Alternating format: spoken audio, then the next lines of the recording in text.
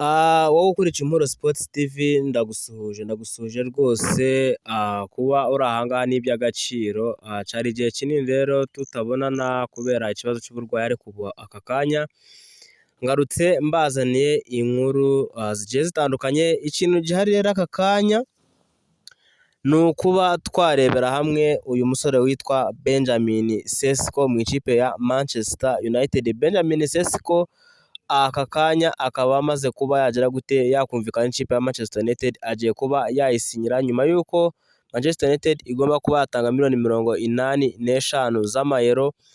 Uyu musore rero witwa Benjamin Sesko agomba kuba yava mu ikipe ya RB Leipzig akerekeza mu ikipe ya Manchester United. Benjamin Sesko twari tuzi yuko mu minsi yashize yendaga kuza mu ikipe ya Arsenal, yendaga kujya mu ikipe ya Chelsea, yendaga kujya mu makipe agiye atandukanye, kuza mu ikipe ya Newcastle ndetse n'andi makipe agiye atandukanye, ariko aka kanya bisa naho ikipe ya Manchester United niyo yabaye serious kuba yatwara uyu musore witwa Benjamin Sesko. Agiye kubava mu ikipe ya Leipzig yerekeze mu ikipe ya Manchester United avuye mu gihugu cy'Ubudage. Miliyoni 85 z'amayero nizo zigiye kuba zamutangwaho. Rero uyu musore akaba agiye kwataka izamu ry'ikipe ya Manchester United nyuma y'uko Manchester United yasinyishije Bryan Mbeumo, igasinyisha Matheus Cunha ndetse n'abandi bagiye batandukanye, ndetse n'abandi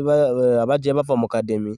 Rero Benjamin Sesko niwe mwataka w'ikipe ya Manchester United mu hazaza. Mu masezerano rero y'imyaka 5 ashobora kuziyongeraho umwaka umwe, uyu mugabo w'umunya Slovenia agiye kuba yava mu ikipe ya Leipzig abe umukinnyi w'ikipe ya Manchester United. Fabrizio Romano rero iyi nkuru akaba amaze kuba yayitubwira neza yuko witwa Benjamin Sesko akanya kariko kose turaza kumubona yakoze ikizamini mu ikipe ya Man U. Ubu rero ikintu gisigaye nuko ikipe ya Manchester United igomba kuba yarekura uwitwa Alejandro Garnacho akerekeza mu ikipe ya Chelsea. Personal terms byamaze kuba birangira, igisigaye ni ukuba barebera hamwe uyu musore witwa Benjamin Sesko akerekeza muri Man U, noneho umusore witwa Alejandro Garnacho akaba nawe yakerekeza mu ikipe ya Chelsea. Akanya kariko kose Benjamin Sesko arakora medical, ndetse n'umusore witwa